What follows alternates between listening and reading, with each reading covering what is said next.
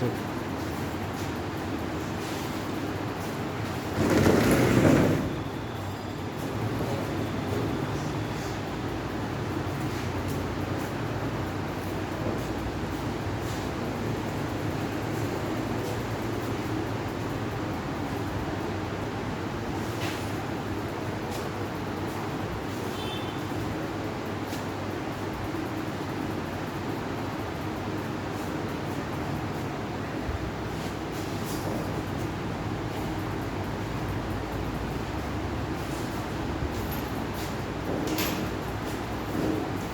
बहरहाल 8 महीने में इतना पढ़ा दिया गया आप लोगों को,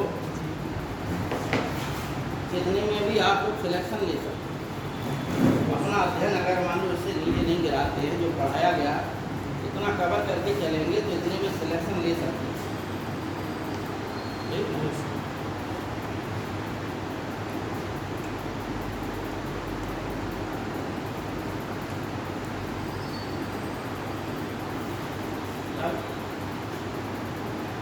योग्य शिक्षक आए आप लोगों को पढ़ाने के लिए।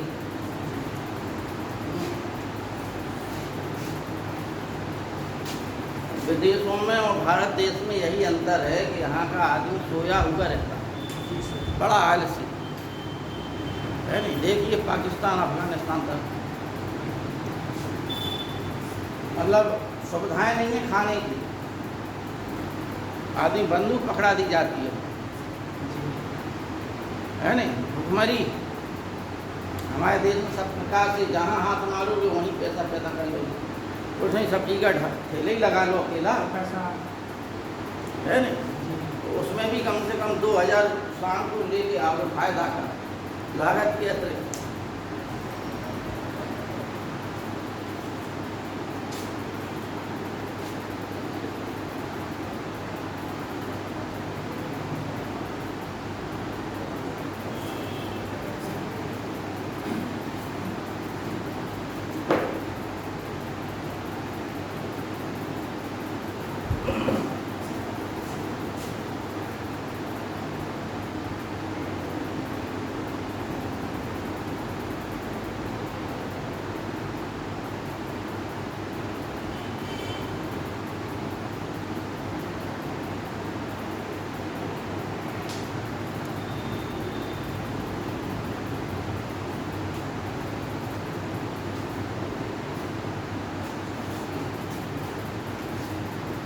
गांधी दर्शन में कुछ चीज़ें छूट गई थी कल, ठीक है, वो चीज़ें आप लोगों को पढ़ाना है जो छूट गई हैं, तो उसके पश्चात आप लोगों को क्या पढ़ाना है? दर्शन,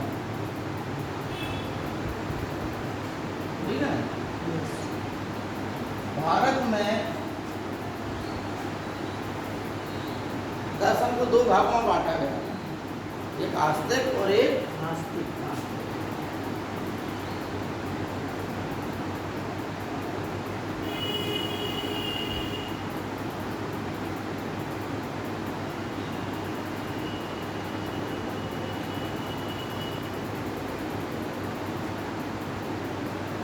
आस्तिक दर्शन के अंतर्गत 6 दर्शन हैं।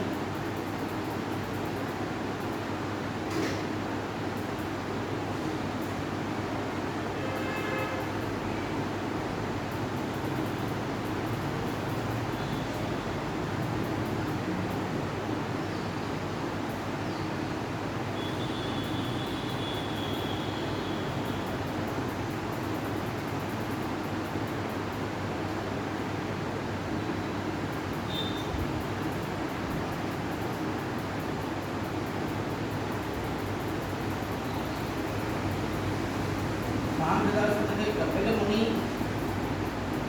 कपिल ऋषि, ठीक है ना, तो उसके पतंजलि, के गौतम, के कणाद, पूर्व मीमांसा के यमनी, उत्तर मीमांसा के बादरायण, जिसे वेदांत भी कहते हैं। कपिल जी ने सांख्य 25 तत्व बताए हैं, 25 तत्व, जिनमें से पुरुष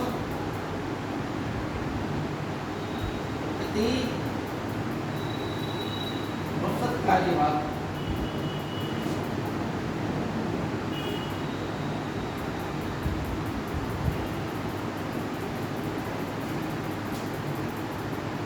योग में क्या पढ़ना है आपको? अष्टांग योग। न्याय में आपको तर्क पढ़ना है। ठीक, क्या क्या पढ़ना है? प्रत्यक्ष, अनुमान, शब्द, उपमा। कणाद ने परमाणुवाद दिया।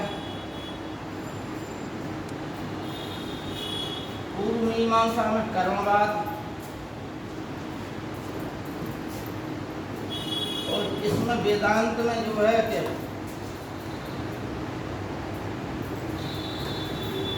ब्रह्म, आत्मा, जीव, जगत आदि की व्याख्या की गई। और सभी में जो है क्या बताया गया? मोक्ष के लिए सब में आधार। ठीक है ना?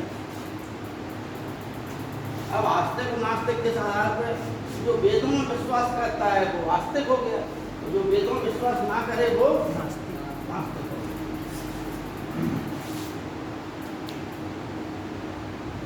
नास्तिक दर्शन में कौन कौन है? चारवाक, जैन और कौन?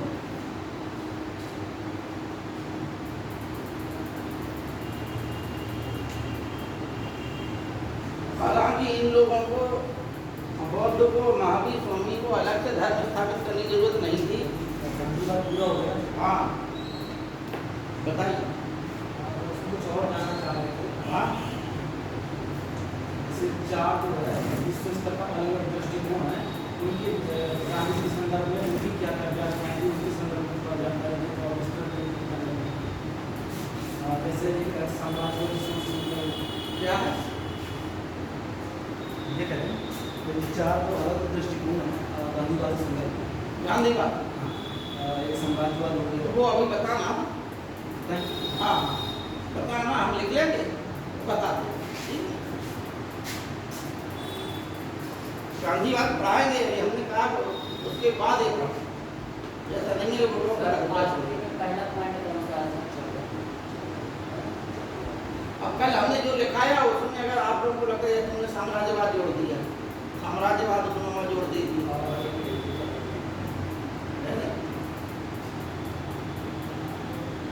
क्या बात है? बच्चे नदारत हो गया। सर आस्तिक के नीचे वाला पॉइंट लिखा हुआ है। देखो, आस्तिक नास्तिक का मतलब ये है कि जो वेदों में विश्वास करता है वो आस्तिक है। ईश्वर से मतलब नहीं है इसका। सांख्य दर्शन ईश्वर को नहीं मानता, लेकिन फिर भी वो आस्तिक दर्शन में आता है। भारत का सबसे प्राचीन दर्शन कौन सा है? सांख्य दर्शन। ठीक है, क्योंकि भगवान कृष्ण के समय से पहले भी सांख्य दर्शन विद्यमान था, और अपने समय पर कपिल मुनि का एक अपना अलग स्थान था। ठीक है नहीं? इसलिए भगवान कृष्ण ने गीता में जो उपदेश दिया, उन्होंने कहा कि मुनियों में या सिद्धों में मैं जो है कपिल हूँ, मुनि हूँ, सिद्धों में। ठीक, तो अपने समय में कपिल मुनि जो है एक बहुत बड़ी महान आत्मा थे। उन्हें जो है विष्णु का भी 24 अवतारों में से एक माना गया।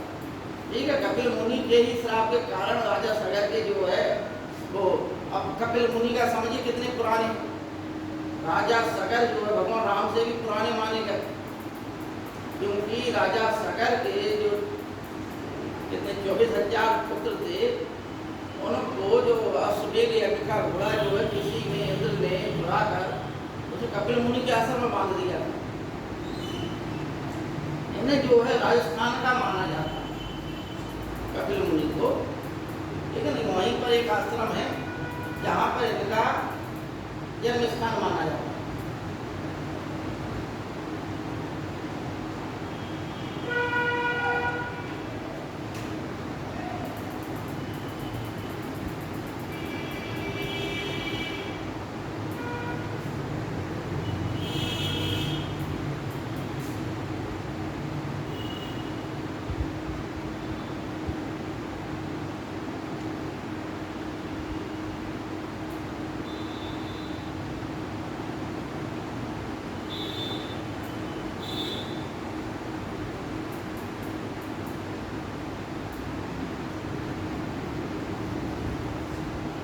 मैं भी लिखा दें आपको।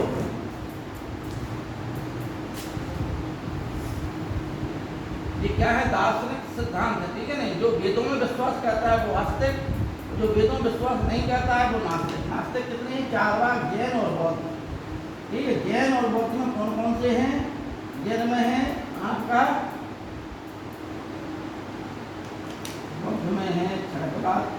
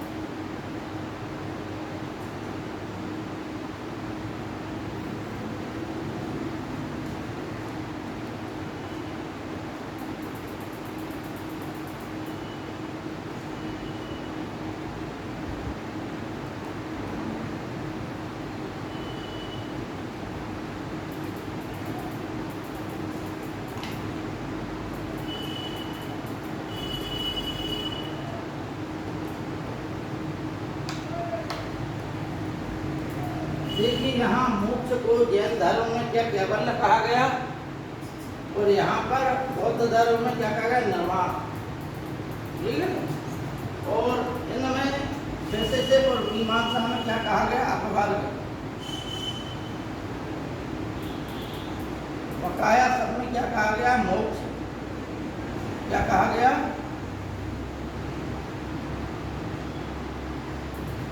मोक्ष।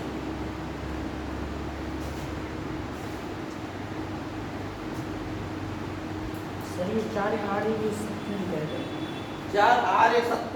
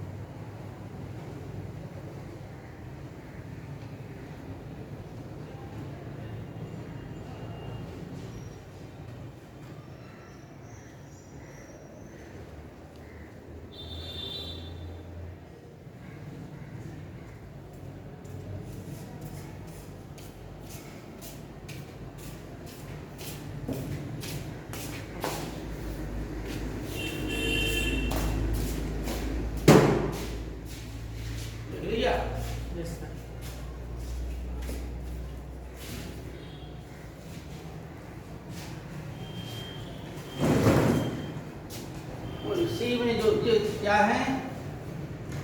प्रत्यक्ष, अनुमान, शब्द, उपमान, और इसी में वेदांत में अंत में क्या जोड़ दिया गया? 2 चीजें और जोड़ दी हैं। 4 तो ये हैं ही, 2 क्या जोड़ दी गई?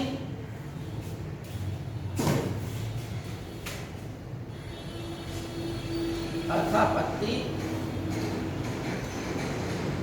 अनुपलब्धि।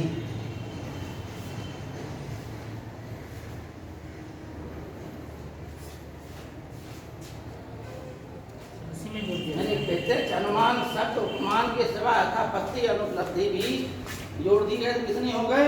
छह। ठीक है ना? ये क्या है? ज्ञान के साधन है। ज्ञान दो प्रकार का होता है, प्रमा ज्ञान और एक अप्रमा ज्ञान। ठीक है ना? यथार्थ ज्ञान को प्रमा और अयथार्थ ज्ञान को अप्रमा कहा जाता है।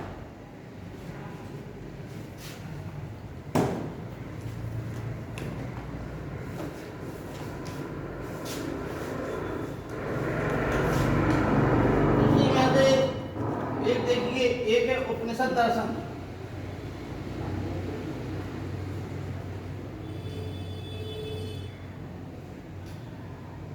कभी कभी पूछ लिया जाता है गीता दर्शन।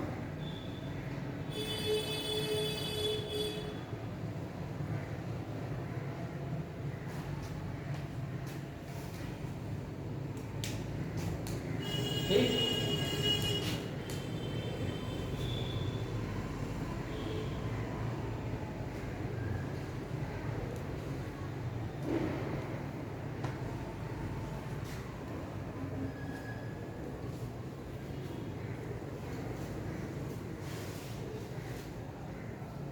अब आइए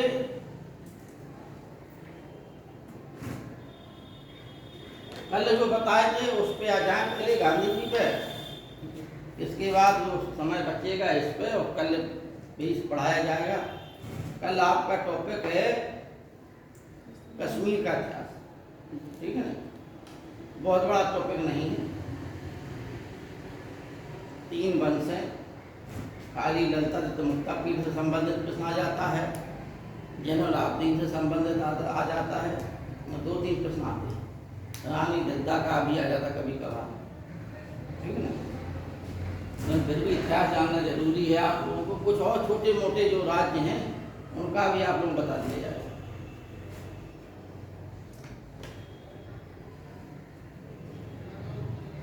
अब आइए इस पर साम्राज्यवाद है नहीं। तो देखिए, पहले हमें यह समझना है कि साम्राज्यवाद क्या है। ठीक, एक शब्द तुमने पूछा था राष्ट्रवाद कल, तो राष्ट्रवाद का मतलब है कि राष्ट्रीय भावनाओं से जो उन्माद पैदा होता है,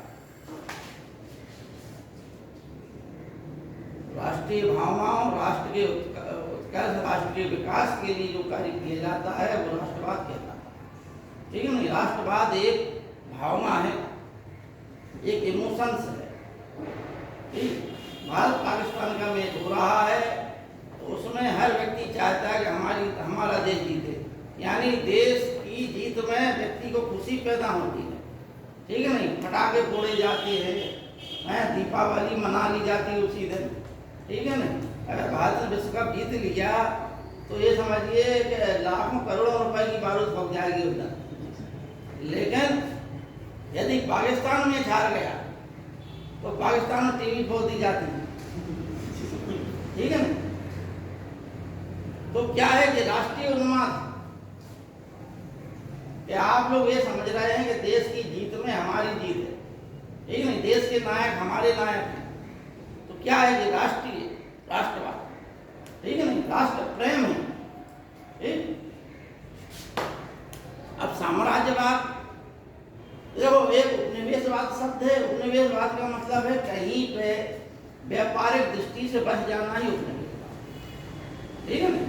बस जाना किसी अन्य देश में, ठीक, वहाँ बस जाना और बस कर वहाँ पर मतलब अपनी बस्तियाँ बसा लेना, अपने कारखाने खोल लेना, अपना व्यापार बढ़ाना, क्या है उपनिवेशवाद।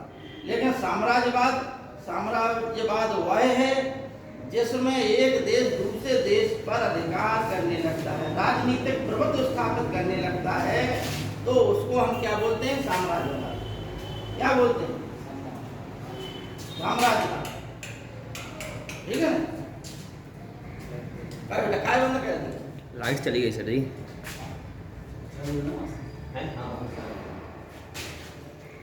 तो साम्राज्यवाद समझ में आ गया।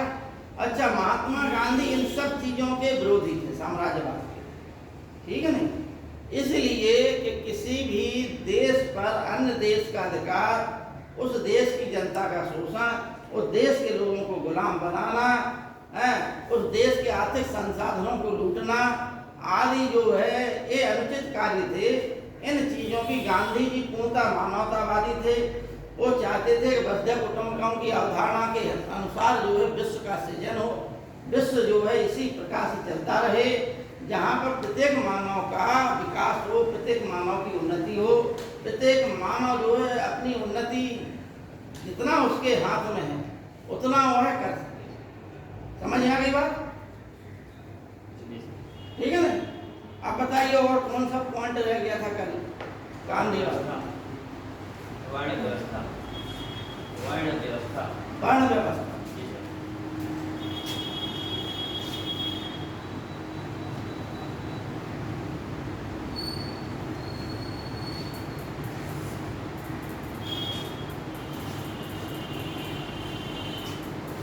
वर्ण शब्द जो है इसके दो, एक सकारात्मक अर्थ में वर्ण का शब्द का अर्थ है, एक नकारात्मक अर्थ। समझना ध्यान से, सकारात्मक और नकारात्मक। नकारात्मक ये है कि नकारात्मक व्याख्या ये है कि रंग के आधार पर वर्ण का अर्थ हुआ रंग, ठीक, और रंग के आधार पर चार वर्ण बना दिए। कौन कौन से? जिसकी त्वचा का रंग सफेद है वो ब्राह्मण, ठीक, जिसकी त्वचा का रंग लाल है वह क्षत्रिय हो गया, जिसकी त्वचा का रंग पीला है वह जो है वैश्य हो गया, जिसकी त्वचा का रंग काला है वह। ये क्या है? ये निम्न अवधारणा। लेकिन जिस वर्ण व्यवस्था की सकारात्मक व्याख्या, जिस आधार वर्ण व्यवस्था स्थापित की गई, वो जो ऋग्वेद में स्थापित की गई, वह यह है कि वर्ण शब्द का अर्थ होता है चुनना। क्या होता है? चुनना, ठीक, मतलब सिलेक्ट। क्या सिलेक्ट? कार्य, वर्ग। आप जिस वर्ग को सिलेक्ट करेंगे, जिस कार्य में आप, जैसे आप कोई चाहता है कि मैं सेना में जाऊं, कोई चाहता है मैं शिक्षक बनूं,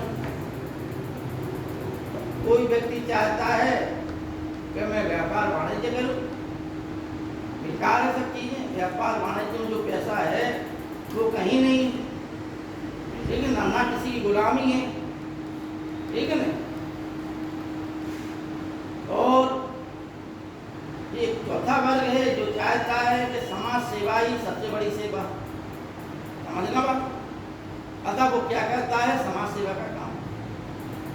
वो समाज सेवा जो है अंत में क्या हो गई? उसको समाज सेवक को शूद्र कहा, ठीक है ना। ब्राह्मण का स्थान ऊंचा रखा गया क्योंकि ऋग्वेद का 10वां मंडल में पुरुष सूक्त दो मतलब वो हैं भाग, एक नास्तीय सूक्त और एक पुरुष सूक्त, ठीक है ना। पुरुष सूक्त में कहा गया कि आदि ब्रह्मा के मुख से ब्राह्मण की उत्पत्ति हुई, ठीक, यानी भगवान आदि पुरुष, जो आदि पुरुष थे, पहले पुरुष थे, जिन्हें ब्रह्मा कहा, ठीक, ठीक है ना। ब्रह्म अर्थ जो का अर्थ होता है, ब्रह्म जो शब्द बना है उसका अर्थ होता है विकसित हो, ठीक है ना। जैसे ब्रह्मांड विकसित हो रहा है, ब्रह्मांड और ब्रह्म एक ही है, एक ही शब्द से उत्पन्न हुए। ब्रह्म का अर्थ होता है विकसित होना। और वैज्ञानिक लोग भी बताते हैं कि ब्रह्मांड जो है हमेशा विस्तारित होता है, और एक समय जब आएगा करोड़ों अरबों वर्ष पश्चात, जिस प्रकार गुब्बारा फूटता है तो ये फूटता चला जाएगा, और अंत में गुब्बारा क्या है? एक सीमा होती है उसकी, फैलने कहाँ तक फैलेगा, अंत में वो सिकुड़ जाएगा। सिकुड़ जाएगा तो समस्त सृष्टि को अपने में समेट लेगा, क्योंकि सृष्टि का निर्माण एक डार्क मैटर से हुआ है। उसी डार्क मैटर को चाहे हम ब्रह्म कह रहे हैं, वैज्ञानिक उसे डार्क मैटर, ठीक है ना, यानी प्रथम पदार्थ, विज्ञान की बात समझ में आ गई बात, ठीक है। अब देखिए उसमें कहा गया है पुरुष सूक्त में कि ब्राह्मणोस्त मुख मासीद बाहु राजन न्याय कृता गुरु तदस्वदस्य पदभ्याम सूत्र हो जाए, ठीक है ना। यानी आदि ब्रह्मा के मुख से ब्राह्मण की उत्पत्ति हुई। अब मुख से उत्पत्ति हुई, समझना बात को, यानी जो मुख से अपना जीव का चला है वो क्या हो गया, सिर्फ मुख ही मुख से, ठीक है ना। प्रवचनाचार्य बोल रहे हैं, कैसे चल रही उनकी जीव का, मुंह से। मुंह बंद हो जाएगा, जीव का खत्म हो जाएगा। शिक्षक एक क्या कहता है, वो शिक्षा देता है। शिक्षा कैसे दी जाती है, मुख से, ठीक है ना। जिस दिन मुख बंद हो गया उस दिन उसकी जीव का खत्म हो गई। इसलिए ब्राह्मण की उत्पत्ति किससे हुई, मुख से, ठीक है ना। जो ब्रह्म का हमेशा अनुशीलन करता रहे उसको ब्राह्मण का, ब्रह्म का, ठीक है ना। यानी ब्रह्म का, ईश्वर का जो ध्यान मनन चिंतन करता रहे, अनुशीलन का मतलब है कि बार बार उसी को अपने में समेटे रहना, ठीक है ना, ब्रह्ममय हो जाना, वो ब्राह्मण है, ठीक है ना। आज के समय में ब्राह्मण आनुवांशिक हो गए हैं, ठीक है ना, वो पदवी नहीं रही, कुछ लोग भोंग ढम्पाड़े वाले हो गए, तमाम चीजें, इसलिए इज्जत और समाज में सम्मान गिरा, ठीक है। अब ब्राह्मण क्या है, सतोगुणी होता है। ब्राह्मण का गुण क्या है, सत्य गुण। जो 3 गुण बताए आप लोगों को, जिसमें सत्य गुण की प्रधानता हो ब्राह्मण का, ठीक है ना। सत्य गुण की विशेषता क्या होती है, संतोष, आनंद, धैर्य, ये सब काय की होती विशेषताएं, सत्य गुण, ठीक है ना। इसका रंग कैसा है, श्वेत रंग, ठीक। सचरित्रता काय के निशानी है, सत्य गुण। और सत्य गुण प्रधान हो जिस व्यक्ति में, संसार के हर व्यक्ति में वो है, सतगुण, रजोगुण, तमोगुण, ये तीनों गुण सब में पाए जाते हैं। लेकिन जिस व्यक्ति में सत्य गुण की प्रधानता हो वो ब्राह्मण की क्वालिटी का हो, ठीक है ना।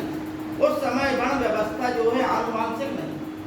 जिस समय समाज की स्थापना हुई, वर्ण व्यवस्था बना, ऋग्वेद में 3 ही वर्ण थे, लेकिन ऋग्वेद के अंतिम चरण में चौथा वर्ण बन गया था शूद्र वर्ण। ध्यान देना आप लोग, ध्यान देना। उस समय ये नहीं था जैसे आज के समय में आप जो जिस जाति का हो, अगर वो शिक्षक बनना चाहता है तो वो शिक्षक बनता है। उसी प्रकार जब समाज की स्थापना हुई, प्रारंभिक ऋग्वैदिक समाज की, तो उस समय जो भी व्यक्ति जो कार्य चुनना चाहे वो कार्य करने के लिए स्वतंत्र था, समझना बात। इसलिए वर्ण व्यवस्था की महात्मा गांधी ने प्रशंसा, क्योंकि समझते जाए, ब्राह्मण बता क्षत्रिय, जिसमें रजोगुण की प्रधानता, रजोगुण मतलब उत्साहजनक, महत्वाकांक्षी, ठीक है ना, मार कूट ये वो सब मचा रहता है, वो क्या हो गया, रजोगुण, ठीक है ना। जिसमें रजोगुण और तमोगुण हो मिश्रित, वो हो गया वैश्य। क्षत्रिय का गुण क्या है, छत्र शब्द से क्षत्रिय शब्द की उत्पत्ति हुई। छत्र का मतलब है जो रक्षा करे, वो क्षत्रिय है, जो समाज की रक्षा का भार उठाए। और क्षत्रिय की उत्पत्ति कहाँ से हुई, बाहु से, यानी हाथ ही रक्षा करने के लिए होते हैं, ठीक है ना। युद्ध काय से लड़े जाते हैं, हाथों से लड़े जाते हैं। इसलिए क्षत्रिय जो है समाज की जो रक्षा करने का कार्य करे वो क्षत्रिय हो, ठीक। बाहरी आक्रमणकारी से उस समय ऋग्वैदिक काल में गाय चुरा ली जाती थी। गाय जो है अर्थव्यवस्था का प्रमुख आधार था, ठीक है ना। तो गाय के लिए बड़े बड़े युद्ध हुए। इसलिए जो समाज की रक्षा करे, जो गायों की रक्षा करे, वो क्षत्रिय हो। वैश्य क्या है, वैश्य का मतलब होता है, विश्व शब्द से वैश्य शब्द की उत्पत्ति हुई है, जिसका अर्थ होता है उत्पादन संबंधी। जो उत्पादन संबंधी कार्य में लगा रहे वो क्या हो गया, वैश्य। समझ रहा बात। जो उत्पादन संबंधी कार्यों में लगा रहे वो क्या हो गया, वैश्य, ठीक है ना। और व्यापार है, वाणिज्य है, आदि इनकी विशेषता हो, ठीक है ना। इसमें रजोगुण और तमोगुण दोनों मिश्रित होते हैं, ठीक है। और जिसमें तमोगुण की प्रधानता हो और रजोगुण कम मात्रा में हो, वो कौन हो जाता है, सूर्य, ठीक। उत्पत्ति हुई है, जिसका मतलब है कि वह अन्य 3 वर्णों की सेवा करे। ठीक है ना, मतलब समाज सेवा को ही शूद्र और समय कहा, क्योंकि वो शूद्र शब्द इसलिए विकृत हो गया। देखिए गंगा जी जो है भगवान विष्णु के पैर से निकली, तो ब्रह्मा जी के चरणों से ही शूद्र की उत्पत्ति। ठीक है ना, उस समय एक ही पुरुष के से जो है 4 लोगों की उत्पत्ति हुई, 4 वर्णों की उत्पत्ति हुई। समाज में किसी प्रकार का विभेदीकरण नहीं था। आपकी सुरक्षा थी, जो भी कार्य करना चाहें वो आप कार्य करें। ऋग्वेद में एक अंगिरस ऋषि है, वो कहता है कि मैं कवि हूँ, मेरी माँ हमें पीसने वाली हैं और मेरा पिता वैद्य है। हम तीनों अलग अलग कर्मों को करते हुए भी एक साथ रहते हैं। मतलब तीनों कर्मों का मतलब है कि अलग अलग वर्ण के होते हुए भी हम लोग साथ। हेलो,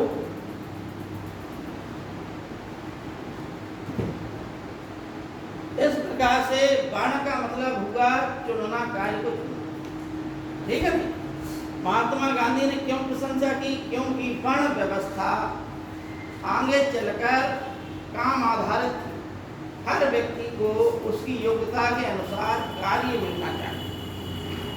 ठीक है ना, और व्यक्ति को ये स्वतंत्र अधिकार होना चाहिए कि वह कार्य अपनी स्वेच्छा से चुने। ठीक, इसमें होता क्या है कि जैसे मान के चलिए नाई लोग हैं, हालांकि इन्हें जो है अंतिम समय में जब जिस प्रकार से नदी जो प्रारंभिक स्थान पे बहती है, जब अपने उद्गम स्थल से बहती, बड़ी तीव्र धारा बहती है।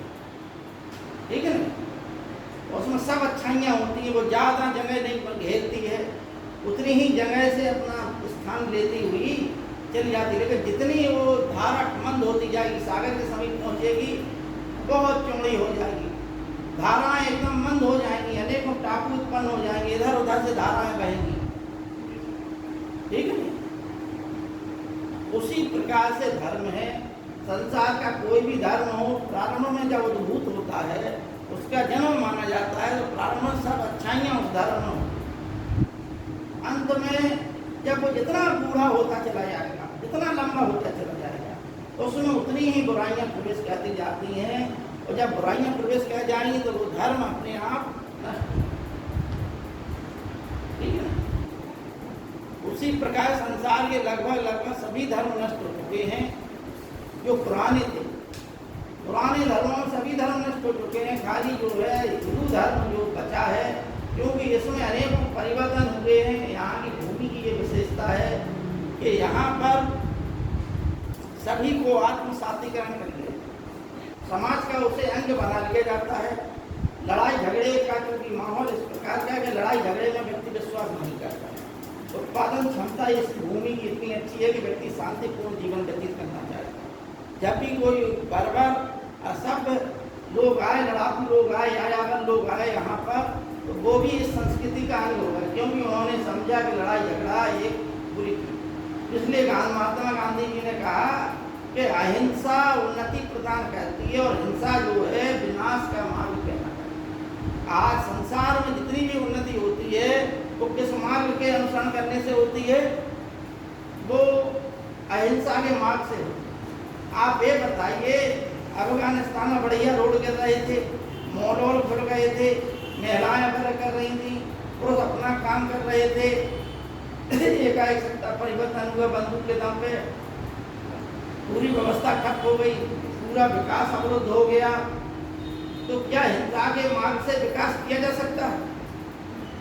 यहाँ पे आज तक कुषाण, हूण, यवन, पहला, पाथर, ये सब लोग आए, क्या बन के आए थे? यायावर बन के आए थे, लड़ाका बन के आए थे। लेकिन यहाँ पर आए और ऐसा ही नहीं, इन्होंने लगभग पाटलिपुत्र तक के जो है अधिकार कर लिया। कुषाणों ने भी किया, यवनों ने भी किया।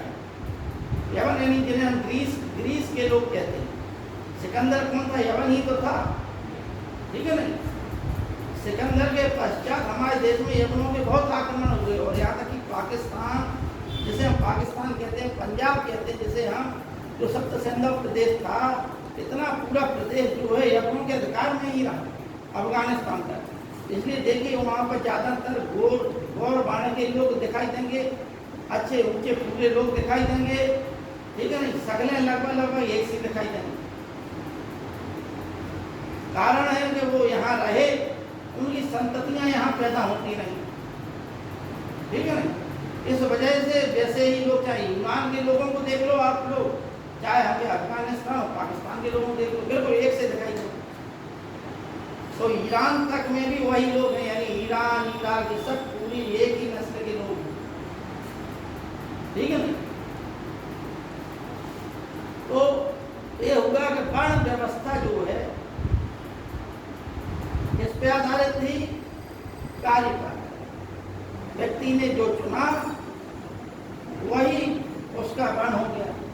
धीमे धीमे करके, जैसे हमने आपको बताया कि बुराइयां आती हैं, उसी प्रकार से बुराइयां धर्मों में प्रवेश कर जाती हैं, और जो बुराई को समाप्त करने के लिए एक समाज सुधारक पैदा होता है, और समाज सुधारक को आदमी क्या है, पुनः एक धर्म संस्थापक के रूप में खड़ा कर देता है। गुरु नानक ने कहीं उपदेश नहीं दिया कि मैं एक नए धर्म का वो कर रहा हूँ, लेकिन फिर भी सिख धर्म स्थापित हो गया। महात्मा बुद्ध, महावीर स्वामी जो है हिंदू धर्म की ही उपज थे। हिंदू धर्म में जो बुराइयां थी, उन बुराइयों को दूर करने के लिए समाज ने स्वीकार किया, और अंत में जो है क्या हुआ कि उन्होंने अपने अपने संघों की स्थापना कर ली। वो संघ जो है एक धर्म की, पहले संघ की स्थापना हुई, वो संघ क्या है, धर्म परिवर्तित हो गया। वो मनुष्य कल्याण के लिए खड़े हो गए थे, ठीक है ना। आज क्योंकि उनकी शिक्षाएं, उनमें अनेकों जो हिंदू धर्म में बुराइयां थी, वो ज़्यादा बुराइयां उनमें प्रवेश कर ली। इससे बढ़िया होता कि वो इस धर्म की बुराइयों को दूर करने के लिए खड़े हुए थे। अगर संघ की स्थापना ना करते तो हो सकता है कि हिंदू धर्म में उसी समय बुराइयां खत्म हो जाती, ठीक है ना। होगा क्या कि व्यक्ति अहिंसा परमो धर्मा की स्थिति में अहिंसक ज़्यादा हो गया। हाँ, ये जरूर है, महात्मा गांधी ने कहा कि अहिंसा ही मार्ग व्यक्ति के उन्नति का मार्ग, ठीक है ना। अहिंसा मन, वचन और कर्म से होती है। अगर आपके दिमाग में हिंसक प्रवृत्ति दिमाग में चल रही है, आप अपनी उन्नति नहीं कर सकते। आपको मन से भी अहिंसक होना पड़ेगा। आप यदि शांत प्रवृत्ति के होंगे तो अपने आप विकास कर ले जाएंगे। समाज में यदि मान लो हिंसक प्रवृत्ति है, ठीक है ना, तो क्या उस समाज की उन्नति हो सकती है? बताइए। जब भारत देश में अकेले राजा लोग लड़ते रहते थे, लेकिन वो एक दूसरे की संपत्ति को नष्ट नहीं करते थे। बड़े बड़े विशाल जो है इमारतें बनी, यहाँ तक कि नालंदा विश्वविद्यालय, विक्रमशिला विश्वविद्यालय, बड़ी बड़ी इमारतों वाली कई मंजिलें इमारतें थी। वो उसमें 10-10 हज़ार शिक्षक, यानी उस समय भारत जो है विश्वगुरु हो गया, विदेशों से लोग आते थे, ठीक है ना। और 6 महाविद्यालय थे। ये नालंदा विश्वविद्यालय में ही 6 महाविद्यालय थे, और प्रत्येक महाविद्यालय के द्वार पर एक महापंडित बैठता था, जो आने वाले विद्यार्थियों से शास्त्रार्थ कहता था। यदि उस शास्त्रार्थ में वो स्टूडेंट यदि सफल होगा तो ही उसे प्रवेश दिया जाता था, ठीक है ना। तो इस प्रकार की शिक्षा व्यवस्था थी कि जहाँ संसार भर से, यानी एशिया भर के लोग, आपका जो मध्य एशिया है, ये पूरा क्षेत्र है, ताजिकिस्तान, उज्बेकिस्तान, ये सब पूरा क्षेत्र बौद्ध धर्म से उस समय स्वीकार कर लिया, ठीक है। यहाँ बौद्ध जो है वैनसांग आया, फायान आए, इन लोगों ने उसी मार्ग का अनुसरण किया और देखा कि वहाँ पर बड़े बड़े बौद्ध स्तूप बने हुए, ठीक है ना। जो आज पूर्णतः इस्लामिक कंट्री है, तो एक समय जो हिंदू धर्म से क्या हो गई थी, बौद्ध धर्म में कन्वर्ट हो गई। क्यों? क्योंकि हर व्यक्ति को सुख चाहिए, हर व्यक्ति को आनंद चाहिए, हर व्यक्ति को शांति चाहिए। ये तालिबान वाले लोग भी यदि उन्होंने बंदूक पकड़े हुए हैं, उन्हें को भी जो है अंत में यही परिणति है, तो उनको भी गाय के लिए लड़ रहा है, सुख के लिए लड़ रहा है। मार्ग उनका गलत है, समाज को नष्ट करने का मार्ग है। लेकिन इस मार्ग से गांधी जी ने कहा कभी भी हिंसा के मार्ग से कभी भी उन्नति नहीं होती। आपको किसी न किसी रूप में समाज को स्वीकार करना पड़ेगा। जब तक आप अहिंसक नहीं होंगे, ना तो आपके घर का विकास होगा, ना आपके समाज का विकास होगा, ना आपके देश का विकास होगा, और ना उस जाति का विकास होगा, ठीक है। जो जाति जो है शांति प्रिय होती है, वो विकास कर ली जाती है। हमारे जिला जालौन में अलग अलग जातियां हैं, बाहुल्य वाली जातियां हैं। उरई के इस तरफ को जो है लोधी लोग रहते हैं, लड़ाई मार काट के मचा रहते हैं। उस तरफ क्या नाम के जालों के उस तरफ को ब्राह्मण और ठाकुर रहते हैं। ठाकुर लोग भी बड़े बड़े दमन होते हैं, ठीक है नहीं, वो भी मार काट आदि। और एकदम बिगड़ा क्षेत्र है तो वहाँ पर और ज़्यादा शोषण है, ज़्यादातर डाकू वहीं के पैदा होते, ठीक है नहीं। जिस बेल्ट में हम रहते हैं वो बेल्ट जो है काय की है, वो कुर्मी बेल्ट है। अब कुर्मी जो है व्यापार वाणिज्य वाले होते हैं, शांति प्रिय होते हैं, तो पूरा क्षेत्र विकास कर गया, ज़्यादातर क्षेत्र विकास कर गया। और जो आस पास का जो क्षेत्र था वो आज भी ज़्यादातर अशिक्षित हैं और लड़ाई झगड़े की स्थिति से अब जो है दूर हो रहे हैं, विकास की स्थिति में आ रहे हैं। जबकि जो कुर्मी लोग हैं, पटेल लोग हैं, वो बहुत पहले उन्नति कर गए, खाली खेती ही से उन्नति कर गए। नौकरी तो बाद में मिली आरक्षण की वजह से, लेकिन उन्नति कर गए। क्यों? क्योंकि शांति का मार्ग अपना, लड़ाई झगड़े से मतलब नहीं आता, ठीक है। तो गांधी जी ने यही कहा कि अहिंसा का मार्ग ही व्यक्ति की उन्नति का मार्ग है। वर्ण व्यवस्था की इसलिए की कि एक नाई को हमेशा जो है अपनी नाई अपने पुत्रों को नाईगिरी सिखाएगा, लोहार अपने पुत्रों को लोहारगिरी सिखाएगा। तो होता क्या है कि किसी भी व्यक्ति को समाज में बेरोजगार नहीं होना पड़ा, उसे एक रोजगार मिल जाता। अब हुआ क्या, वर्तमान समय में बेरोजगारी की दर इसलिए ज़्यादा है कि व्यक्ति अपने पैतृक जो साधन थे, अंग्रेजों ने जो पैतृक साधन थे उन पर चोट पहुँचाई। भारत में अनेकों आक्रांता आए, लेकिन उन्होंने यहाँ के कुटीर उद्योग पर जो है कभी चोट नहीं पहुँचाई। जुलाहे अपना काम करते रहे हमेशा, ठीक है नहीं। लोहार अपना काम करते रहे, बढ़ई अपना काम करते रहे, किसी के भी व्यवसाय और व्यापार को चोट नहीं पहुँचाई गई। लेकिन चोट कब पहुँची? जब अंग्रेज, क्योंकि अंग्रेज लोगों ने प्रत्येक व्यापार को मशीन से बना के भेजा, तो यहाँ से कच्चा माल लिया और किसानों से भी कांटेक्ट किया। यानी अंग्रेजों ने वह काम किया कि जिससे समाज का हर वर्ग जो है शोषित हो सके, हर वर्ग का शोषण किया, अनेक लोगों को बेरोजगारी में ढकेल दिया।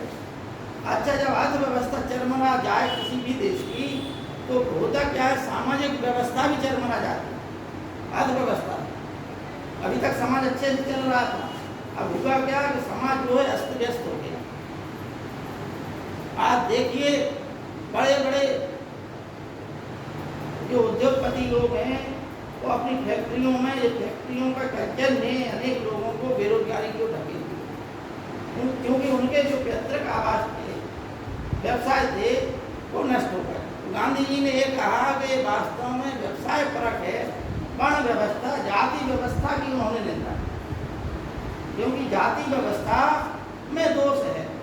जाति व्यवस्था में छुआछूत, जात पात आदि की भावनाएं जो समाज में एक रास्ता पैदा नहीं करती, एक समाज दूसरे समाज से कट जाता है, ठीक है ना। लेकिन यदि हमें समाज का निर्माण करना है तो ये जरूर है कि हमारे देश में जाति व्यवस्था समाप्त हो, प्रत्येक व्यक्ति को पूर्ण अधिकार मिले और प्रत्येक व्यक्ति का सर्वांगीण विकास। ये थी उनकी वर्ण व्यवस्था, ठीक है ना। वर्ण व्यवस्था की जो भी भारत का बुद्धिजीवी वर्ग है, चाहे बाल गंगाधर तिलक हों या महात्मा गांधी हों या हमारे जो उस समय प्राचीन समय के भगवान कृष्ण हों, इन सबने वर्ण व्यवस्था की प्रशंसा की, ठीक है। भगवान कृष्ण ने गीता में कहा है कि चतुर्वर्ण माया सिस्टम गुण कर्म विभागसा तस्य कर्ता मपि मां वृद्ध कर्ता मपि। हे अर्जुन, मैंने चारों वर्णों की स्थापना उनके गुण और कर्मों के आधार पर, यानी जिस व्यक्ति में जो गुण हैं उसी हिसाब से वो कर्म चुनेगा, ठीक है। कर्म से ही जो है समाज व्यवस्था, एक वर्ण व्यवस्था। महात्मा गांधी ने जिसका जो है, उन्होंने इसलिए इसको ज़्यादा प्रशंसित माना, इससे समाज में प्रत्येक व्यक्ति को रोजगार मिलेगा, समाज में विभेदीकरण खत्म होगा, जात पात के बंधन घट जाएंगे, जाति व्यवस्था के उन्होंने निंदा। भाई जिस व्यक्ति को जो काम चाहिए वो काम वह कर सकता है, ठीक है। ये ध्यान है क्या कि कोई व्यक्ति मान लो अन्यत्र जाति का धंधा अपना लेता है तो उस जाति को क्या है, उसकी पेट लात लग जाती है, नाई अगर बाल चाहे आपके अच्छे काटे या बुरे काटे, लेकिन फिर भी उसका पेट भर रहा है। प्रत्येक गांव का व्यक्ति 1 कुंटल गेहूं उसे देता है नहीं। प्राचीन समय में गांव में जो है ये व्यवस्था थी कि 1 कुंटल गेहूं या आधा कुंटल गेहूं जो है कुम्हार को देना है, आधा कुंटल जो है नाई को देना है, ठीक है नहीं। तो जिस दिन काम करे उस दिन उसे खाना पीना देना है, कुछ ना कुछ देना है। ये व्यवस्था थी जिससे उसका अगर मान लो हर घर से मान के चलिए अगर 20 घर हैं या 50 घर हैं या 100 घर हैं, अगर प्रत्येक घर से आधा ही आधा कुंटल गेहूँ मिल गया उसे, तो साल भर में उसका कितना होगा, ठीक है ना। ब्याह शादी में उसे जो है तमाम चीज़ें मिलती हैं, यानी उसका घर जो है कभी भी भुखमरी और गरीबी से पीड़ित नहीं हो सकता। गरीबी ही जो है असंतोष का कारण।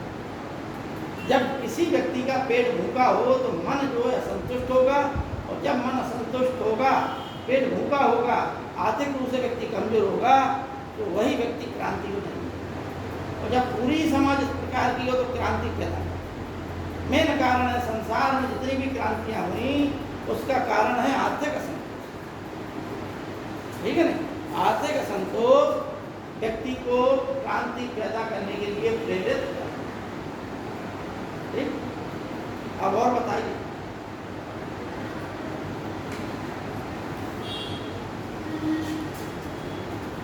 कल लिखा है टॉपिक, उसमें निशान लगाते जाइए, बोलते जाइए।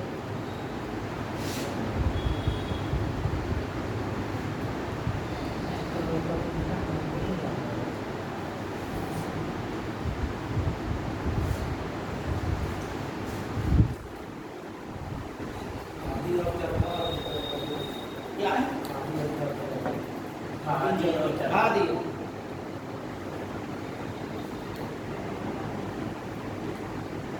देखिए महात्मा गांधी ने 1924 में जब बेलगांव अधिवेशन के अध्यक्ष बने, कांग्रेस के अध्यक्ष बने, तो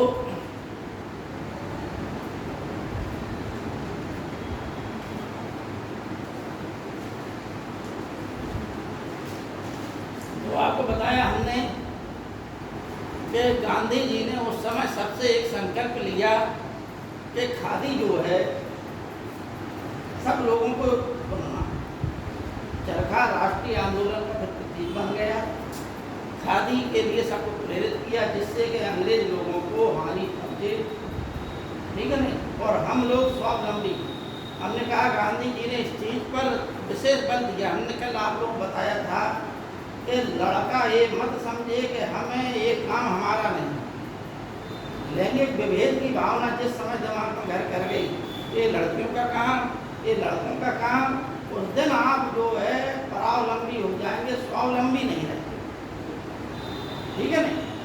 आप मतलब तमाम लोग हैं जिन्हें खाना बनाना नहीं आता, होटल पर अच्छा खाना नहीं मिलता, घर वालों ने बाहर भेज दिया, ठीक है नहीं।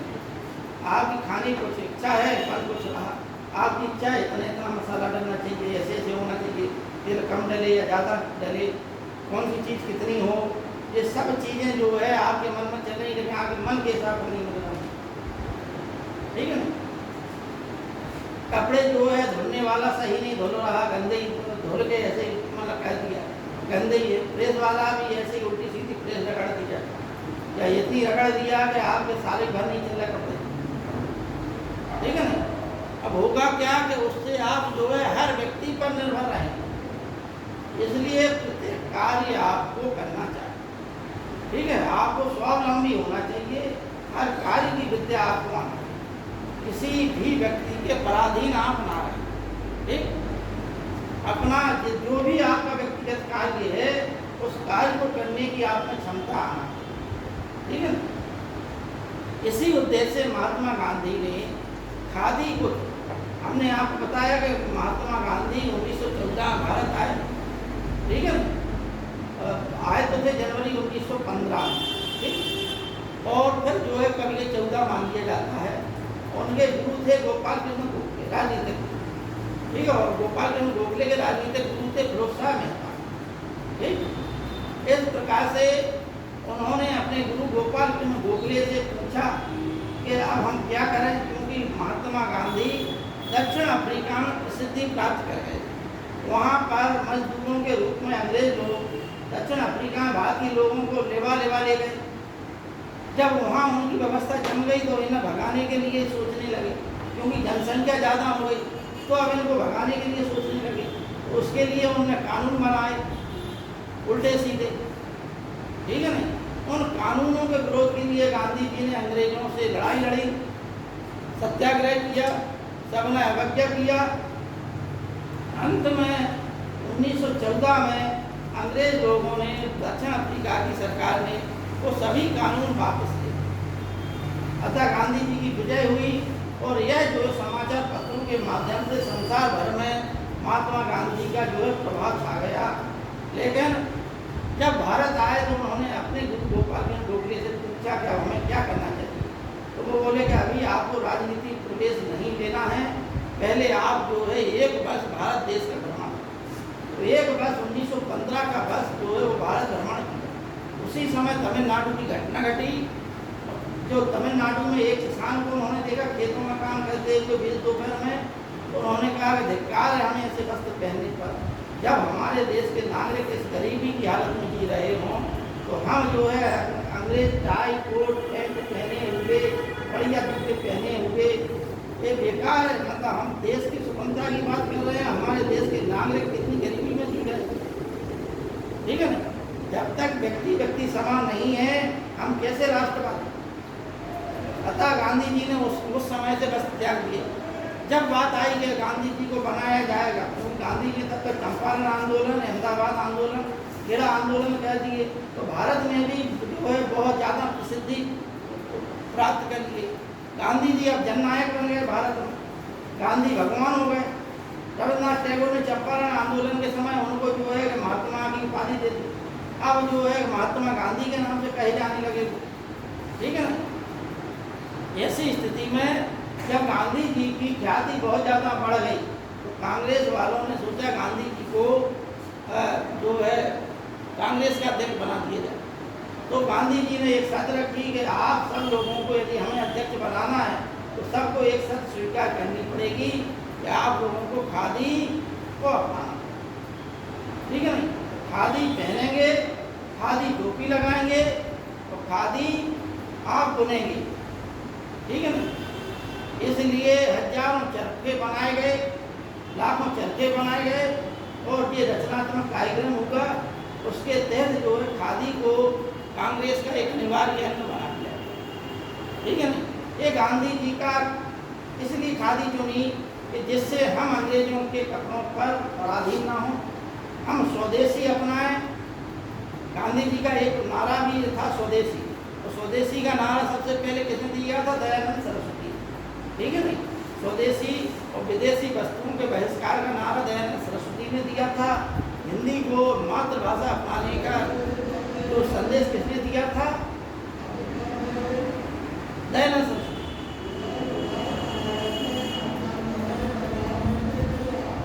ठीक है ना। इस प्रकार से गांधी जी ने खादी को राष्ट्रीय आंदोलन का एक महत्वपूर्ण अंग बना दिया। चरखा इतना प्रसिद्ध हो गया कि चरखे को जो है कि भारतीय झंडे में स्थान दिया गया। अंत में जब भारत को आज़ादी मिल गई तो उस चरखे के पहिए को ही हटाकर, पहले चरखा था, ठीक है नहीं, फिर पहिया प्रधान हो गया और उस पहिए को भी हटाकर उस पहिए की जगह, चरखे के पहिए की जगह कागज पहिया लगा दिया गया सारनाथ, ठीक है ना। तो वो पहिया की जो अवधारणा है वो चरखे की पहिए से प्रारंभ की थी अवधारणा। तो इस प्रकार से खादी और चरखा राष्ट्रीय आंदोलन का एक महत्वपूर्ण अंग था। बताइए। बाल विवाह की होगी। हाँ, बाल विवाह ऐसा है कि महात्मा गांधी जी की शादी जो है बहुत छोटी उम्र में हो गई। उस समय ब्याह जो है इतनी अल्प वैसे अवस्था में होते थे जब बच्चे किसी भी प्रकार का ज्ञान नहीं होता, यानी बच्चे में जब बचपना भरा होता था, 7, 8, 9, 10, 11 साल की उम्र में विवाह कर लिया जाता। उस समय बच्चे ये समझते थे गुड्डा गुड़ियों के ब्याह हो रहे हैं। गांधी जी भी इसी खुशी से ब्याह कर लिए, तो गुड्डा गुड़ियों के ब्याह हो रहे, ठीक है नहीं। तो कस्तूरबा गांधी भी जो उनकी पत्नी का नाम था, वो भी जो है उनकी उम्र की ही थी। वो एक व्यापारी की पुत्री थी और गांधी जी के साथ ब्याह हो गया। करीब करीब 74 साल के आसपास उनका वैवाहिक जीवन रहा गांधी जी का कस्तूरबा जी के साथ में। और 1944 में भारत छोड़ो आंदोलन के दौरान जब उन्हें आगा खां महल में बंद किया गया था, उस समय गांधी जी को 2 क्षति उठानी पड़ी थी। एक, उनकी पत्नी उनसे बिछड़ गई, दूसरे उनके जो सचिव थे प्यारे लाल, उनकी भी मृत्यु आगा खां पैलेस में हो गई। इस प्रकार से गांधी जी ने जो अनुभव किया, वो अनुभव ये था कि बाल विवाह व्यक्ति के व्यक्तित्व को निखरने नहीं देता है। बाल विवाह शारीरिक और मानसिक रूप से व्यक्ति को विकसित नहीं होने देता है। व्यक्ति को विवाह उस अवस्था में करना चाहिए जब उसकी एक सोच हो, जब उसका जो शारीरिक विकास हो जाए, जब वह हृष्ट-पुष्ट हो जाए, ऐसी अवस्था में उसका शारीरिक और मानसिक विकास हो जाए। अतः शारीरिक और मानसिक विकास होने के पश्चात ही वह सब चीज़ों का निर्वहन कर सकता है। अनेकों परेशानियाँ गांधी जी ने झेली, क्योंकि लड़ाई झगड़ा भी हुआ, क्योंकि उस समय पति और पत्नी वाला भाव नहीं था। दूसरी बात, जब गांधी जी को एहसास हुआ कि हम जो है कस्तूरबा के पति हैं, तो उन्होंने उन्हें जो है प्रताड़ित करना भी शुरू कर दिया, क्योंकि उनके पास अहम भाव हो गया, उत्पन्न हो गया। अनेक पुरुषों के पास अहम भाव पैदा हो जाता है। तो गांधी जी ने ये भी मतलब उल्लेख किया कि पुरुष और स्त्री जो है खाली लैंगिक विभेद है, लेकिन ऊपर वाले की दृष्टि में दोनों ही समान हैं। अतः जो है पुरुष को कभी भी स्त्री का शोषण नहीं करना चाहिए कि मैं उसका पति हूँ, इसलिए पूरा काम जो है घर का स्त्री ही करे, पुरुष उस कार्य में किसी प्रकार का सहयोग ना दे। अतः गांधी जी को जब इन बातों का एहसास हुआ, तो उन्होंने फिर जो है समानता और स्त्री समानता, स्त्री शिक्षा आदि की पकड़ ली। क्योंकि गांधी जी को पढ़ाया गया, लेकिन कस्तूरबा जी को चूँकि ब्याह छोटी उम्र में हो गया था, तो उन्हें पढ़ाया नहीं गया। इस बात का गांधी जी को जिंदगी भर मलाल रहा कि यदि कस्तूरबा को भी यदि पढ़ाई बिल्कुल मेरी कराए, तो ये भी क्योंकि जो है हमसे ज़्यादा होशियार है। क्योंकि गांधी जी ने अनुभव किया कि वैचारिक दृष्टि से कस्तूरबा उनकी अपेक्षा ज़्यादा बुद्धिमान, ठीक है नहीं, लेकिन बस वह पढ़ी लिखी नहीं है। अतः उन्होंने कुछ उन्हें तालीम दिलाने की कोशिश की, तो प्राइमरी शिक्षा तो उन्होंने दी, लेकिन एक उच्च शिक्षा होती है जो कस्तूरबा उस उच्च शिक्षा से दूर रही। राष्ट्रीय आंदोलन में भी महात्मा गांधी जी ने जो है स्त्रियों के जो है सक्रियता पर विशेष जोर दिया। उन्होंने कहा कि कस्तूरबा जी के नेतृत्व में अन्य महिलाओं ने भी राष्ट्रीय आंदोलन में सहयोग दिया। अतः बाल विवाह समाज के लिए एक कलंक था। बाल विवाह प्रत्येक समाज, प्रत्येक राष्ट्र के लिए एक अभिशाप के समान है। महात्मा गांधी जी ने यह अनुभव किया। छोटी उम्र में गांधी जी, क्योंकि छोटी उम्र में ब्याह हो गया था, अतः छोटी उम्र में उनके एक बच्चा हो गया जो कि अल्पवयस्क था और मर गया। ये सब जो है परेशानियाँ गांधी जी ने झेली। बच्चे जो होते हैं उनका भी मानसिक और शारीरिक विकास पूर्ण रूप से नहीं हो पाता। कच्ची उम्र में जो है शादी होने से स्त्री का शरीर जो है, लड़की का शरीर पूर्ण रूप से विकसित नहीं हो पाता, इसलिए बच्चे भी उसी प्रकार के होते हैं। तो उन बच्चों का शारीरिक विकास, मानसिक विकास आदि की दृष्टि से ये होना जरूरी है। गांधी जी की फोटो आप देखिए, उनकी जब भारत में भी आए थे तब कितने कमजोर थे, ठीक है नहीं। इसलिए गांधी जी ने इसी में एक और है ब्रह्मचर्य। गांधी जी ने इसलिए कहा कि ब्रह्मचर्य व्रत का पालन प्रत्येक पुरुष के लिए इसलिए जरूरी है कि उससे जो है अपना शारीरिक विकास कर सके। अतः 42 साल की उम्र में गांधी जी ने पूर्ण रूप से ब्रह्मचर्य व्रत का पालन किया और जीवन के अंत तक वह ब्रह्मचारी बने रहे। उन्हें इस चीज़ का मलाल था कि जो है कि ब्रह्मचर्य व्रत का पालन करने से शारीरिक और मानसिक विकास होता है। जब आपका शारीरिक और मानसिक विकास होगा तो राष्ट्र निर्माण में आप अग्रणी रहेंगे, ठीक है नहीं। राष्ट्र निर्माण, समाज निर्माण के कार्य में आप आगे आएंगे, अपना विकास करेंगे। आप व्यक्ति के विकास से ही समाज का विकास होता है, व्यक्ति के विकास से ही राष्ट्र का निर्माण। तो कहा भी जाता है कि यदि अच्छे चरित्र वाले लोग होंगे तो राष्ट्र का निर्माण होगा, ठीक है नहीं। और चरित्र के लिए जरूरी है कि व्यक्ति जो है ब्रह्मचारी, ठीक है। प्राचीन समय में यूनान में लड़कों को जो है जंगल में फेंक दिया, छोटे बच्चों को जंगल में फेंक दिया जाता था। ये देखने के लिए कि यदि वो 24 घंटे जंगल में जीवित रहा तो ये देखा जाता था कि उसमें जो है प्रकृति से लड़ने की क्षमता है या नहीं, और यदि इस बीच मर गया तो उसे समाज का मर गया तो वो खत्म ही हो गया, और यदि 24 घंटे में जीवित रहा तो उसका फिर पालन पोषण समाज करता था, राज्य करता था, माता पिता नहीं करते। 30 वर्ष की उम्र प्रत्येक व्यक्ति को सैनिक शिक्षा दी जाती थी यूनान में। प्रत्येक व्यक्ति को 30 साल के पहले विवाह की वो अनुमति नहीं थी, इसलिए आज से हजारों वर्ष पहले संत वैलेंटाइन ने जो वैलेंटाइन डे 14 फरवरी को आप लोग मनाते हैं, जो इंग्लिश परंपरा है, उसमें ये था कि जो यूनान स्पार्टा के लोग थे, स्पार्टा में ज़्यादा युद्ध प्रिय था, तो संत वैलेंटाइन ने कहा कि भाई इनको विवाह करने का अधिकार होना चाहिए। उन्होंने सैनिकों के विवाह कराए, इसलिए उन्हें जो है कि मतलब विवाह कराने की वजह से उन्हें प्रेम का संत कहा जाता। उन्हीं की स्मृति में जो है वैलेंटाइन डे हो गया, और वो पादरी थे, वो एक ईसाई संत थे, ठीक है नहीं। तो अब होता क्या है, आदमी को इतिहास मालूम होता नहीं है तो अर्थ का अनर्थ लगा लेता है आदमी, ठीक है नहीं। वैलेंटाइन डे के दिन भी वो एक दिन है विशेष। अब विशेष क्या है कि उन्होंने जो त्याग किया, जो परोपकार किया, जो जनता के लिए उपकार किया, कि जो लोग अविवाहित रहते थे उनके विवाह कराए और राज्य से लड़े वो, कि चूँकि इनकी उम्र जो है हो चुकी है विवाह की, ठीक है नहीं। विवाह भी जो है एक सामाजिक संस्था है कि हमारे देश में विवाह को एक सामाजिक संस्था, एक संस्कार के रूप में अपना, ठीक है नहीं।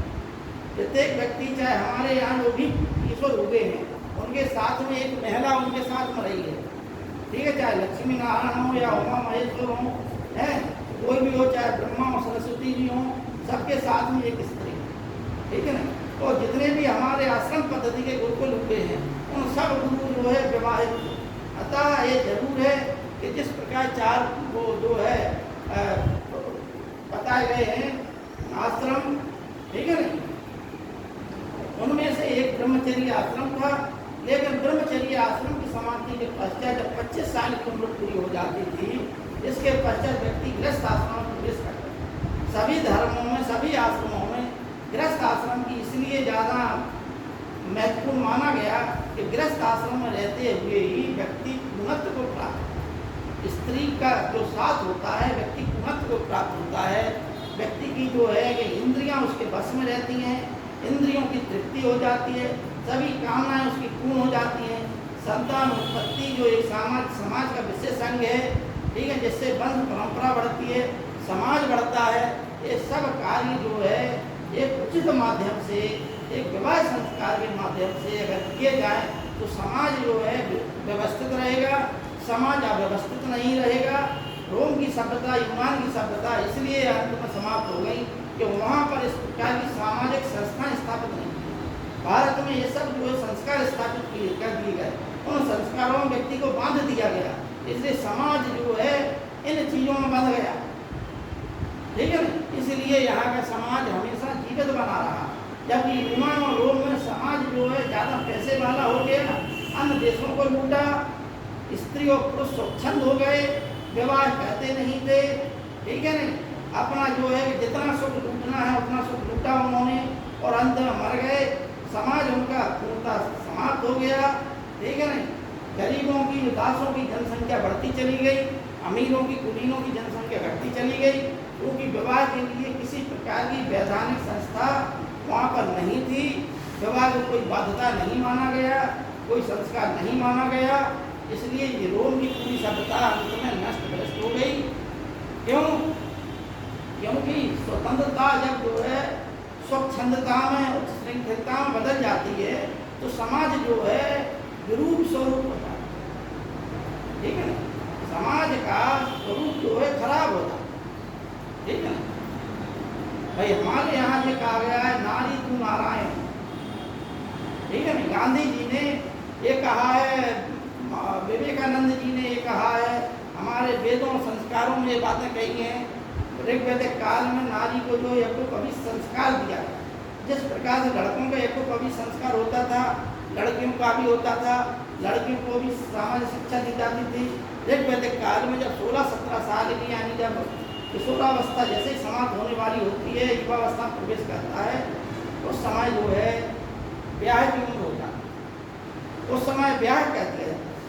लड़के लड़कियां अपना जो है वर और वधू जो है चुन सकते थे आपस में, ठीक है नहीं। बाद के समय में जो है विवाह नामक पद्धति हुई। विवाह दो प्रकार के हुए, एक प्रकार है अनुलोम विवाह, प्रतिलोम विवाह। अनुलोम विवाह का मतलब है कि उच्च वर्ण का लड़का और निम्न वर्ण की लड़की।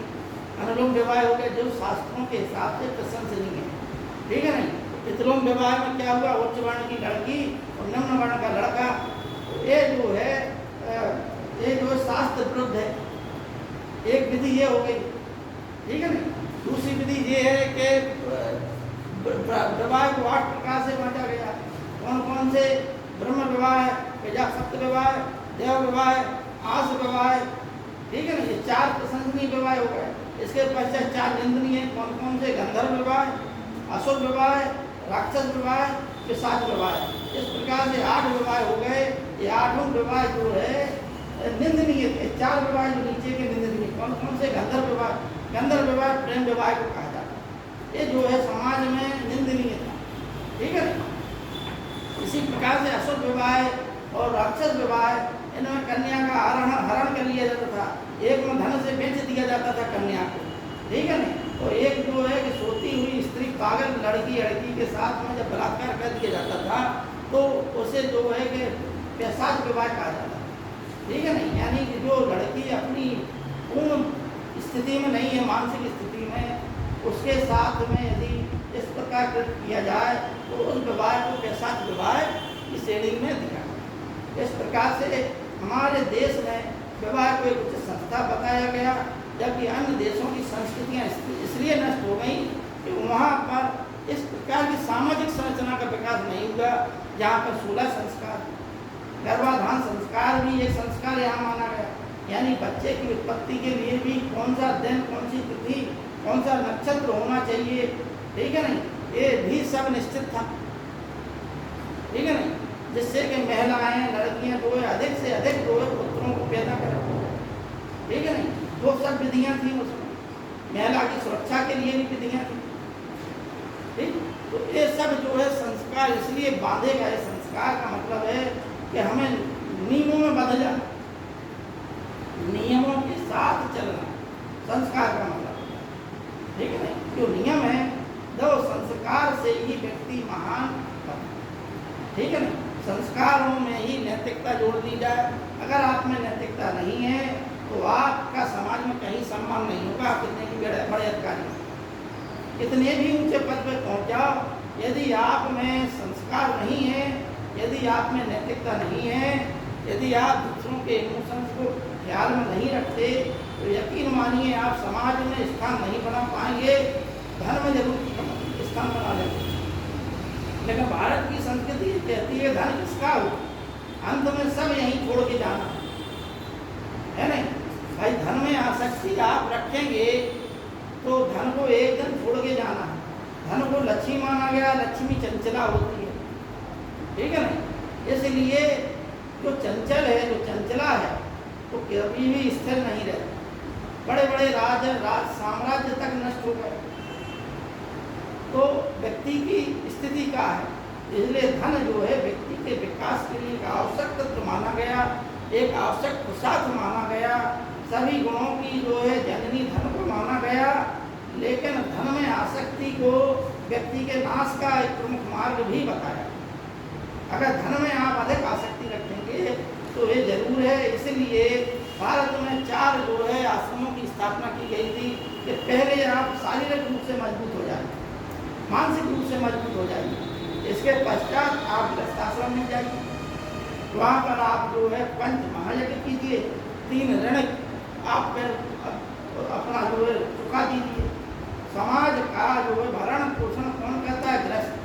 पूरी सांसारिक क्रिया विधि, साधु संत महात्मा, चाहे कार्य भिखारी कोई भी हो, चाहे बच्चे हों चाहे बूढ़े हों, सब किस पे टिके हैं? गृहस्थ जीवन, ठीक है नहीं। इसलिए गृहस्थ जीवन का 25 साल आनंद। इसके पश्चात जब आपके बच्चे बड़े हो जाएं, 25 साल के आप ऊपर हो जाएं, तो आप जो है इन सब चीज़ों से क्या है?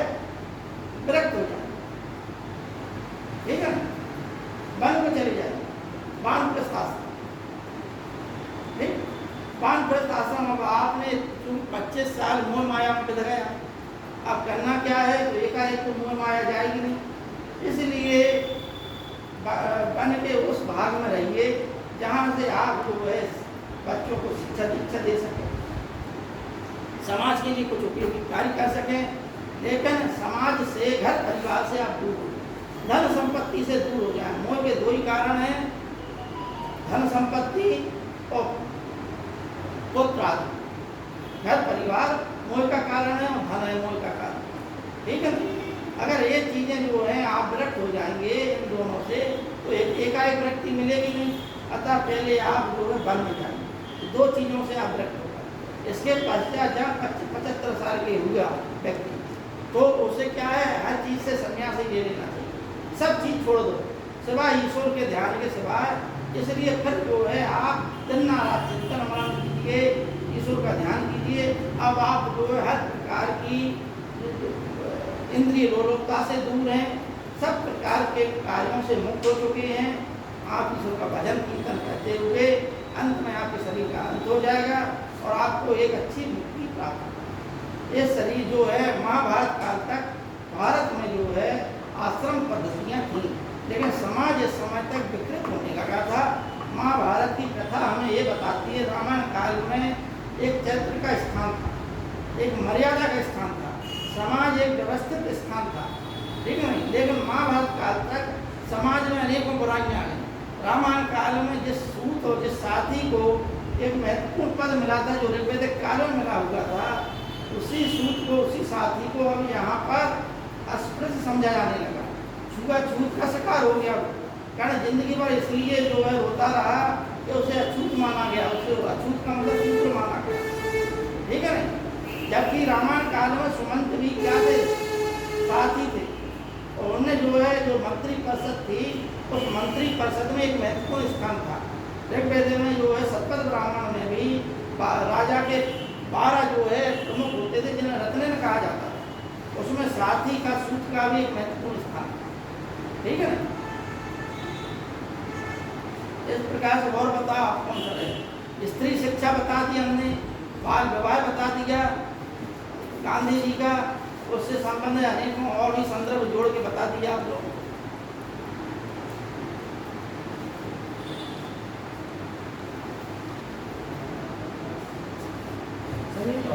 ये गांधी जी और आइंस्टीन ही, तो आइंस्टीन को तो एक वो हैं वैज्ञानिक हैं, ये आइंस्टीन, अल्बर्ट आइंस्टीन है, लेकिन इनका कैसा? हाँ, आइंस्टीन का इसलिए लिखा,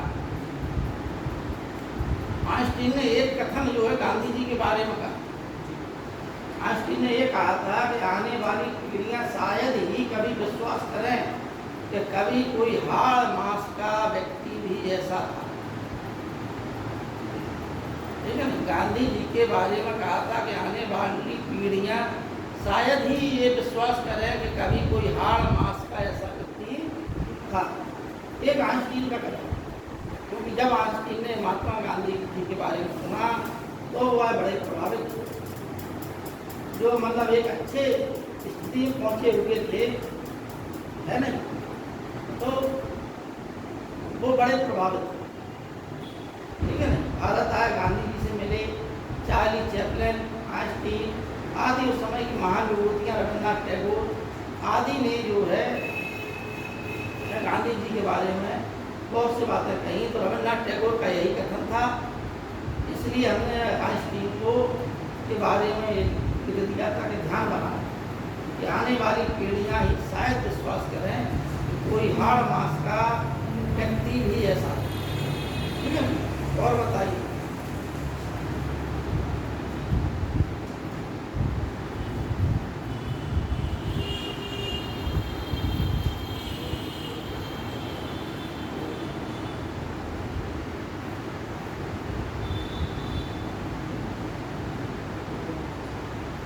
देखो, जो टॉपिक आप लोगों को हम बता दिए हैं और फिर टिक लगा लिया है, कौन कौन बता दिए, जो रह गए हों उनमें से आप बता दीजिए कौन से रह गए। गोवंश की सेवा, हाँ? गोवंश की सेवा, गोवंश की सेवा, इसमें गांधी जी ने कुछ विशेष नहीं कहा जो ऋग्वेदिक काल में लिखा था कि गाय की सेवा करना चाहिए। गाय जो है अर्थव्यवस्था की प्रमुख रीढ़ है। गाय की सेवा करने से तो पुण्य की प्राप्ति होती है। हिंदू धर्म की जो है आर्यों की प्रथम जो है प्रमुख जो है गाय है। अतः गाय को उन्होंने पूज्य माना, गाय को माता की तरह माना, ठीक है नहीं। अतः गाय की रक्षा के लिए और गायों के संरक्षण के लिए उन्होंने गौ रक्षा संघ बनाया, ठीक है नहीं। गौ रक्षा संघ की स्थापना भी महात्मा गांधी जी ने की, ठीक है।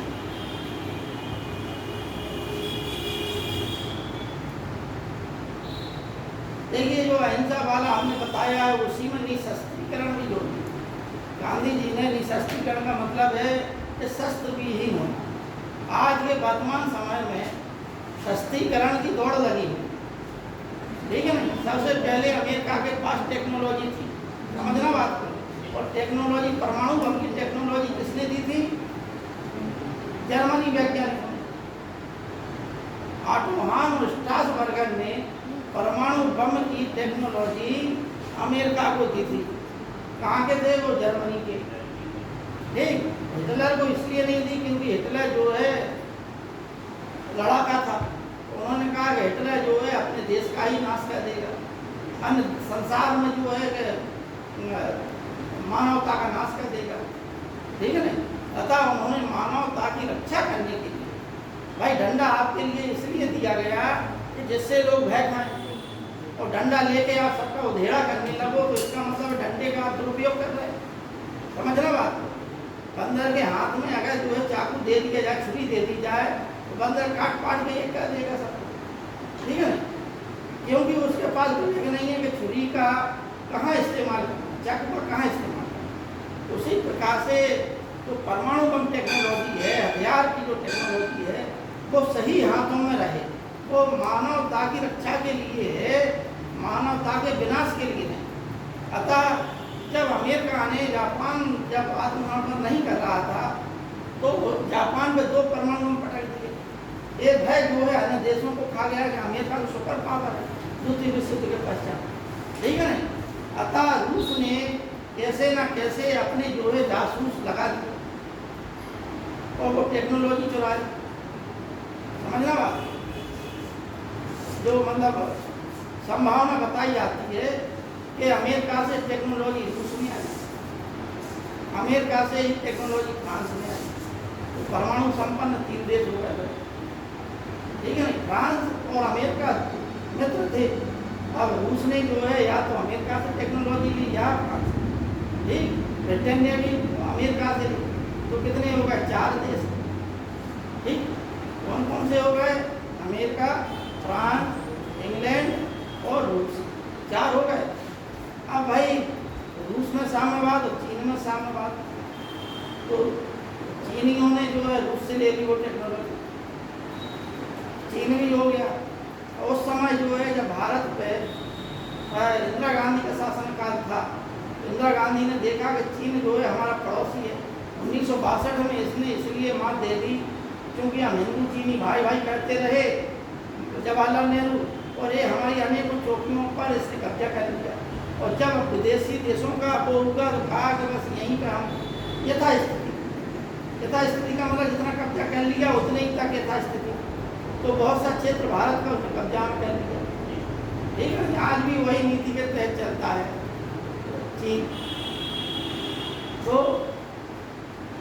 चीन ने रूस से ले, इंदिरा गांधी जी ने सोचा कि भाई भारत के पास भी होना चाहिए, तो इंदिरा गांधी जी ने कहाँ से ले ली? रूस से, ठीक है ना। समझना बात, ये संभावनाएं बताई गई, मतलब इसके जो है तथ्य कोई प्रकट नहीं करता, आपको संभावना बता रखा है कि टेक्नोलॉजी जो है इस प्रकार से प्राप्त हुई, ठीक। अब जो है कि चीन का दोस्त पाकिस्तान का क्या किया जाए? तो पाकिस्तान ने बहुत सा क्षेत्र अपना दे ही दिया चीन को, जो उसने भारत से कब्जा किया। कश्मीर के राजा हरि सिंह ने 1948 में हस्ताक्षर कर दिए थे, तो कश्मीर जो है भारत का अभिन्न अंग हो गया। लेकिन पाकिस्तान ने देखा कि कश्मीर में मुसलमान ज़्यादा हैं, हिंदू कम है, फिर भी जो है कि कश्मीर जो है भारत में मिल गया। अतः पाकिस्तान ने अपने सैनिकों को कबायली पठानी वेशभूषा पहना दी, बंदूकें पकड़ा दी कि जाओ तुम लोग कब्जा कर लो। तो वो सैनिक जो है पठानी वेशभूषा पहनकर, कबायली वेशभूषा पहनकर थे सैनिकी, वो चले आए, उन्होंने बहुत सारा क्षेत्र जो कब्जा कर लिया, ठीक है नहीं। अब जब तक जो है हरि सिंह राजा थे, उन्होंने कहा अब गड़बड़ होने वाली है, तो सरदार वल्लभ भाई पटेल से बात की। अंत में जो है अक्टूबर में उन्होंने हस्ताक्षर किया, अक्टूबर 1948 में। तब तक जो है बहुत सारा क्षेत्र पाकिस्तान ने कब्जा कर लिया। तब भारत की सेना ने जब हस्ताक्षर किया, भारत में विलय होगा कश्मीर का। अब बहुत सारा क्षेत्र होगा क्या कि उस समय माउंटबेटन थे, भारत चाहता था कि हम पाकिस्तानियों को भगाएं, लड़ते रहें, लेकिन माउंटबेटन जो भारत के उस समय गवर्नर जनरल थे, उन्होंने जवाहरलाल नेहरू को सलाह दे दी। जवाहरलाल नेहरू ने उनसे सलाह मांगी, जब उन्होंने माउंटबेटन ने सलाह दे दी कि आप संयुक्त राष्ट्र संघ में चले जाओ। संयुक्त राष्ट्र संघ में उस समय जो है अमेरिका, इंग्लैंड, चीन आदि जो है भारत के विरोध में खड़े हो गए, इंग्लैंड तक खड़ा हो गया।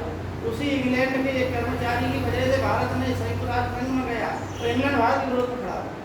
इंग्लैंड, फ्रांस, अमेरिका ये तीनों खड़े हो गए भारत के विरोध में। इसलिए आज भी वो मुद्दा लटका हुआ है। संयुक्त राष्ट्र संघ ने कहा जब तक जो है जनाधार नहीं हो जाता कश्मीर में, तब तक जो है यथास्थिति बनाई जाए, तब तक वो यथास्थिति बनी हुई है। अच्छा, वो कुछ भाग जो है अब उससे तो टेक्नोलॉजी चाहिए थी पाकिस्तान में वो टेक्नोलॉजी अपना बहुत सा भौगोलिक क्षेत्र, और तुम भूगोल का मैं जानते ही नहीं क्षेत्र का, उसने तो अपना अनावश्यक रूप से अपने सैनिक भेजे, कब्जा कर लिया। वो बहुत सा क्षेत्र उसने आराम से प्राप्त किया था, तो हराम ने दे दिया उसने चीन को पुरस्कार में, तो हमें टेक्नोलॉजी दे दो। चीन ने कहा ठीक है, तो बहुत सा क्षेत्र जो है चीन को मिल गया पाकिस्तान का, और चीन ने जो है वो क्षेत्र किसको दे दिया, वो टेक्नोलॉजी पाकिस्तान को दे दी। अब पाकिस्तान एक छोटा सा देश पाकिस्तान, जिसका भूगोल जो भौगोलिक सीमा अपने उत्तर प्रदेश से भी कम है, उसके पास परमाणु टेक्नोलॉजी हो गई। वहाँ पर लोकतंत्र कम रहा, सैनिक तंत्र ज़्यादा हावी रहा, ठीक है, सैनिकों का ही शासन ज़्यादा रहा, जो सेनापति जो सेना प्रमुख है उसी का शासन रहा। तो हुआ क्या जो टेक्नोलॉजी वो अन्य जो है मुस्लिम कंट्री को देना चाह रहा। चीन से इसलिए दोस्ती है, और एक चीज़ और है कि पड़ोसी की उन्नति नहीं सहन कर पाता। चीन भारत की उन्नति सहन नहीं कर पाता, इसलिए वो पाकिस्तान को अपना दोस्त बनाए हुए, ठीक है नहीं भाई, दुश्मन दोस्त हो जाते हैं। यही स्थिति है कि चीन और पाकिस्तान जो है भारत की उन्नति से ईर्षा करते हैं, ये नहीं चाहते कि एक हमारा प्रतिद्वंदी खड़ा हो जाए। चीन इसीलिए जो है भारत के लिए एक प्रतिद्वंदी खड़ा किए हुए, जिससे कि भारत का ध्यान वहाँ जाए और हम अपनी भारत भी संसार का सबसे बड़ा मार्केट है, सबसे ज़्यादा जनसंख्या भारत में है, चीन के पश्चात, ठीक है ना। अतः ऐसी स्थिति में भारत का जो मार्केट है वो संसार भर के लिए आकर्षण का केंद्र। यहाँ आइए, आप एक चीज़ की अपनी विज्ञापन दे दीजिए, नोकिया का मोबाइल आया, हर व्यक्ति के हाथ में आ गया। सोनी टीवी आई जापान की, नोकिया का मोबाइल कहाँ का है, कोरिया का है। सोनी टीवी कहाँ की, जापान की। ये हीरो होंडा कहाँ की है, जापान की। मारुति सुजुकी कहाँ की है, जापान की। जापान क्या है, भारत का मित्र है, ठीक है। सैनिक रूप से उसकी ज़्यादा अच्छी नहीं है क्षमता, लेकिन फिर भी आर्थिक रूप से विकसित देशों में एक छोटा सा देश है। कहता क्या है, वो पूर्णतः व्यापार वाणिज्य पर आधारित है। लोहा भारत से लेगा, ठीक है ना, सिलियाँ जाएंगी भारत से लोहे की, या खदानों से निकलेगा, भारत भेज देगा जापान को। उसी छोटे छोटे बुल्ट लेके पार्ट्स बना के वही पार्ट्स भारत खरीदेगा जापान, ठीक है ना।